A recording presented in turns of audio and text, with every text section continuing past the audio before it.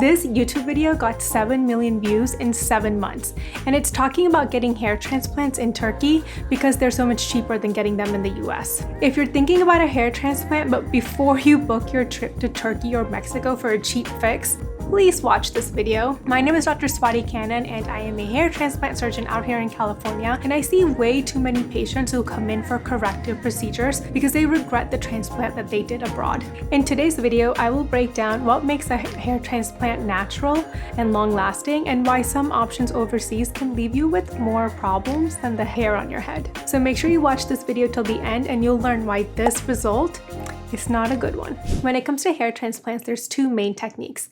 FUE, which stands for follicular unit extraction, and LSE, which stands for linear strip excision. FUE is a newer method of doing hair transplants where we remove individual follicular units from the back or the side of your head and then transplant them to the recipient site, which is where the hair loss is predominant. The pros of doing FUE is usually you get minimal to no scarring. Because we're removing such little areas from the donor site, these areas tend to heal pretty nicely without leaving a noticeable scar. It's also a much quicker recovery, and it's better in younger patients who tend to be more athletic and want to exercise, so they do want a quicker recovery. Younger patients also have a tighter scalp, and so if we do a linear strip excision in those patients, you're just going to have a more visible scar at the back of your head, which is the telltale sign of a hair transplant. So for younger patients, especially men, I prefer FUE over the linear strip excision. The maximum number of hair transplants we can do with FUE is about 5,000.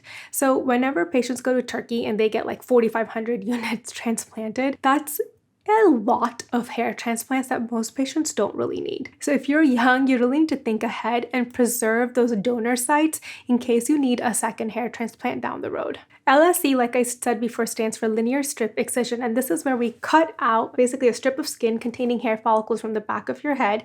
That donor area gets stitched up, so you usually get this linear scar, which is, a lot of patients, that's how you know somebody's gotten a hair transplant. But you get this linear scar, and then the text will separate out the hair follicular units, and you'll have 1, 2, or 3 follicular units. Those are then transplanted onto the recipient site. The pros of doing LSE is that you get way more grafts than you can with FUE. From LSE, you can get about 5,000 to 8,000 grafts, depending on the person, to be able to transplant. It's better for larger areas of baldness.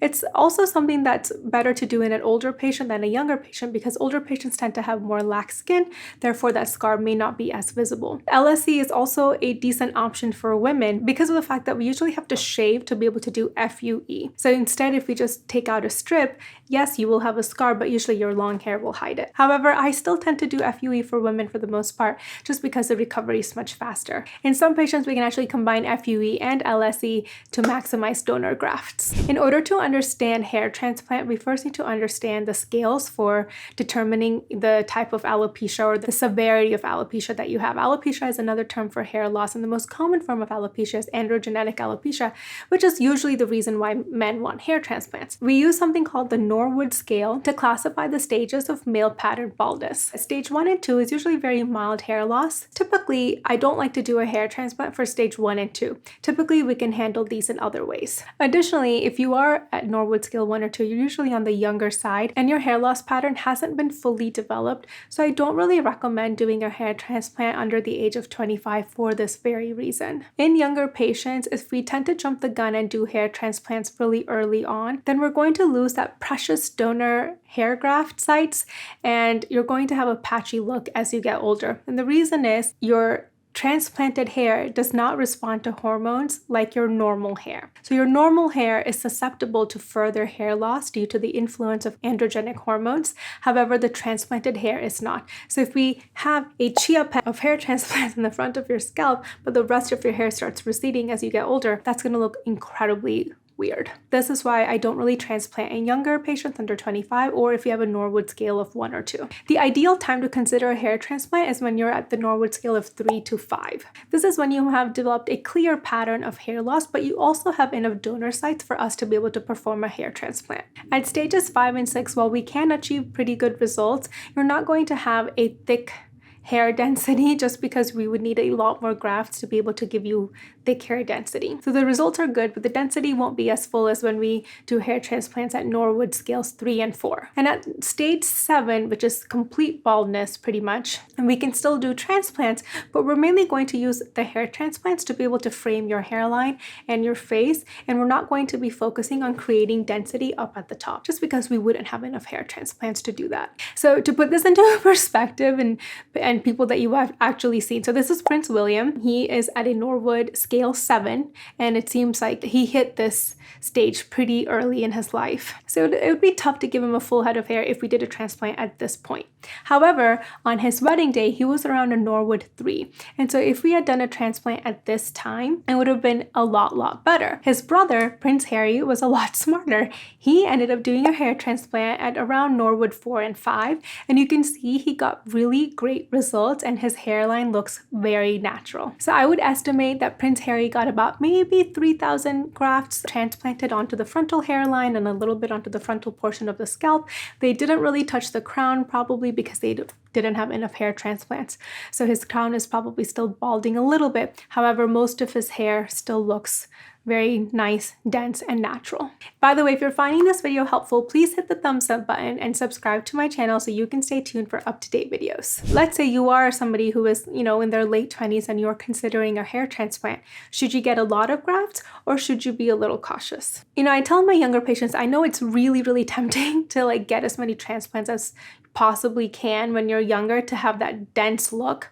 However, that is just not going to age well. If we use too many grafts early on, we're not going to have enough for down the road in case you need a second hair transplant. Remember, you have a limited number of donor grafts, about 5,000 max if we're doing FUE and about 8,000 max if we're doing LSE. But once these donor sites are gone, they're kind of gone. You can't really get them back. So I recommend a more conservative approach for my younger patients where, their hairline may not be as low as they want. I build the hairline a little bit higher and do fewer transplants, usually less than 3,000 in most patients that are younger. So what makes a natural hairline when it comes to a hair transplant? Creating a natural hairline is more than just planning where the hairline is going to start.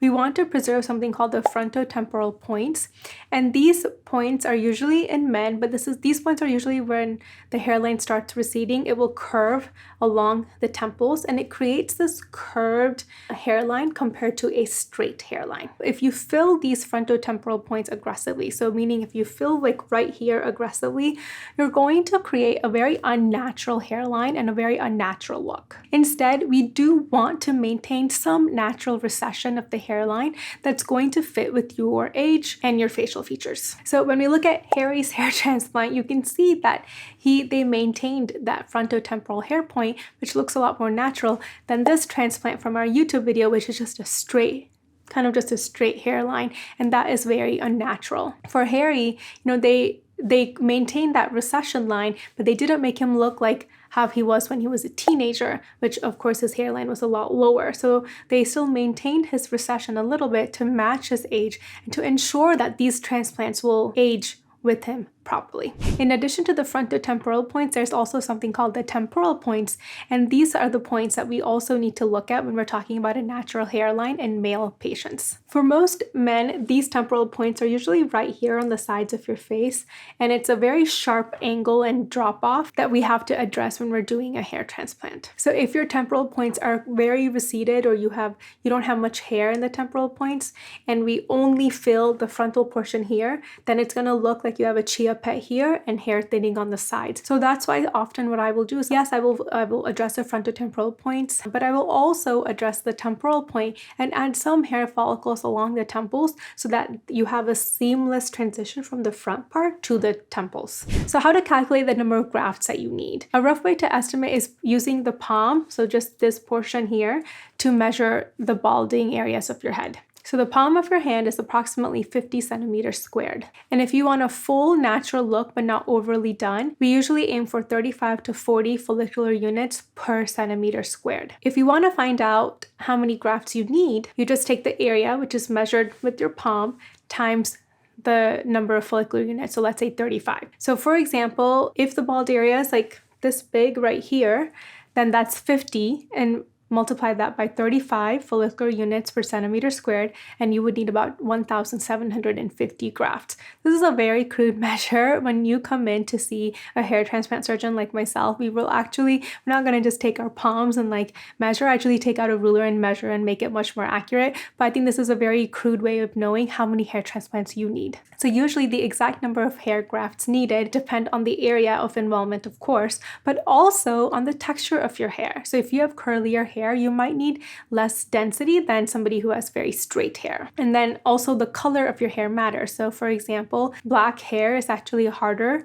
to transplant than somebody who has white hair. So when you have white hairs and we're transplanting that, it's harder to see, but the transplant looks a lot more cohesive even if the density isn't very dense. Whereas for very dark hair, we really have to be much more careful in how we design the hairline, just because there's such a contrast between the skin and the hair. How to make your hair transplant actually last. So this is a very important point to discuss, and this is because hair transplants are pretty life-changing, but they're not a one and done solution. So for most patients, you're going to continue to have that hormonal influence, which is going to continue causing hair loss. However, like I mentioned before, the transplanted hair is not going to respond to the hormone like your normal hair. So when we design a hair transplant, we want to take that into account so that we make sure that as you continue losing hair, which you will unless you take medications to halt the process, if you continue losing hair, we have to make sure that your hair transplants actually still look natural. So for most of my patients, who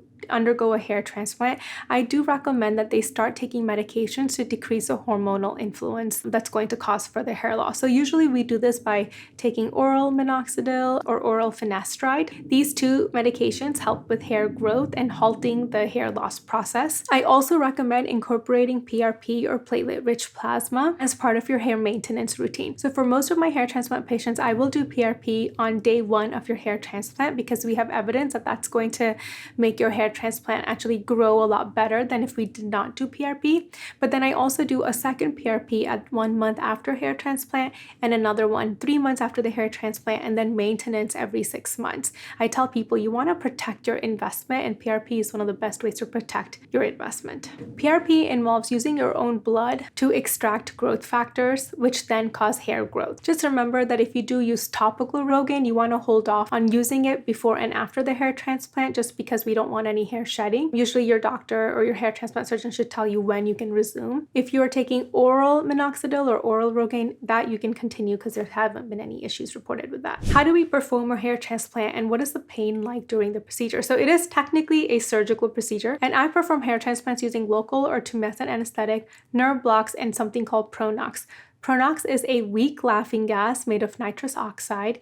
When you inhale it, it kind of takes the edge off. You feel a little high, but then as soon as you stop exhaling it, you're back to normal within 15 minutes, and you can even drive yourself home. So I use a combination of all these 3 things to help with pain management. For some patients who do have anxiety, I will give you a medication that reduces anxiety prior to the hair transplant, just to make that experience a little bit better for you. After the hair transplant, you can expect shedding of the hair for about 2 to 3 weeks. And don't panic, this is completely normal. Your hair is just kind of getting used to being transplanted, and it wants to go into the growth phase, which is called the anagen phase. So before it can get to the anagen phase, it's going to shed. Usually true growth after a hair transplant begins within 3 to 4 months after the transplant. So there is some patience required, and the full results take about 9 to 12 months. Let's talk about hair transplants in women and how this differs than hair transplants in men. So for women, I think hair transplants are a little bit trickier, and that's mainly because, we can't always shave for follicular unit extraction the way we can shave in men. And, in men, usually my nurse will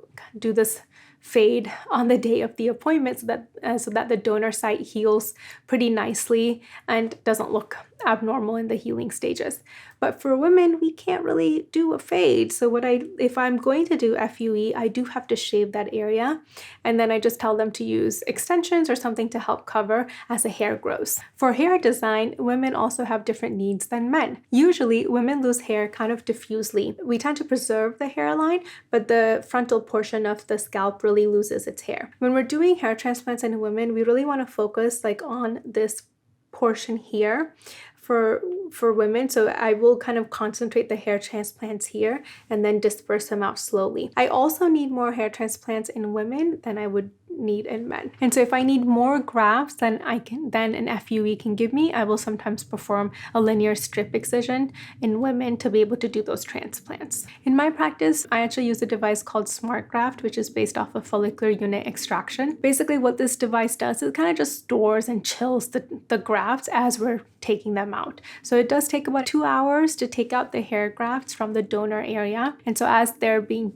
taken out, they do need to hang out in a solution and be chilled, and this device just allows us to be able to extract and store at the same time. We also have a hair tech who will help separate out the follicular units. When we get the donor grafts, we have to separate them into 1 follicular unit, 2 follicular unit, or 3 follicular units. And the reason we do this is because we're going to use different units to be able to recreate the hairline and to be able to build density. Then on the recipient area, we're going to place little slits. These slits are going to be oriented in the direction of your hair growth. And this is actually the most important step, because if your slit is like this, then your hair is going to grow straight out, versus if your slit that we create is like, it faces anteriorly, then your hair is going to grow out this way, which is what we want. So it's really important how we create these slits so that your hair grows very naturally. And once the slits are created, we then just put the hair transplant plugs in to those slits using forceps. So there is a lot of science and art that goes into hair transplants,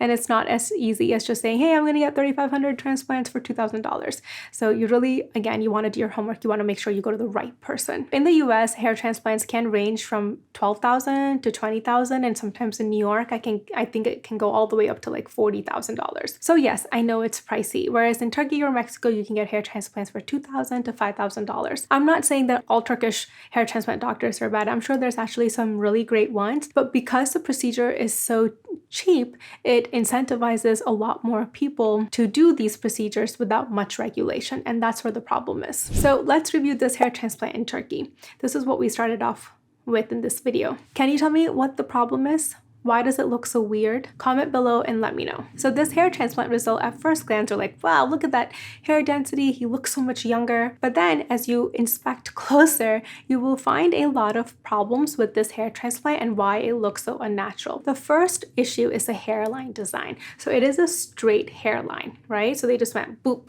kind of like that bowl cut boys used to have when they were younger. And so this straight hairline, which is low on the forehead, this is not very typical of men. A natural hairline has more subtle, more irregularities that follows the natural contour of the scalp. So when the hairline is too straight, it's going to look unnatural. The second issue is the density and the distribution. So as I said, we're going to have to design the hair transplant so that it just doesn't look like a chia pet on the entire top of your head. We design it so that some areas are more dense than others, making it look more natural. In this particular case, the density is very much the same throughout the scalp. And that, again, is not normal, it's not natural. Also, like we mentioned before, this lacks a frontotemporal recession. So it's a straight line versus usually in the temples, we should be receding in men, and then it kind of follows this natural contour. And none of those points were actually addressed in this particular hair transplant. I hope this video gave you an understanding of who's an ideal candidate for hair transplant, what a natural hair transplant looks like, and what to look out for when you're looking for your transplant surgeon. While a hair transplant is a really great option for many patients, not all patients need to jump to that in the beginning of their hair loss journey. So if you do have hair loss and you want to learn to control it in other ways, please watch these 2 videos next, where I review treatments for hair loss, things that you can do at home, and things that I do in my office. So thank you so much for watching this video, and I will see you in the next one.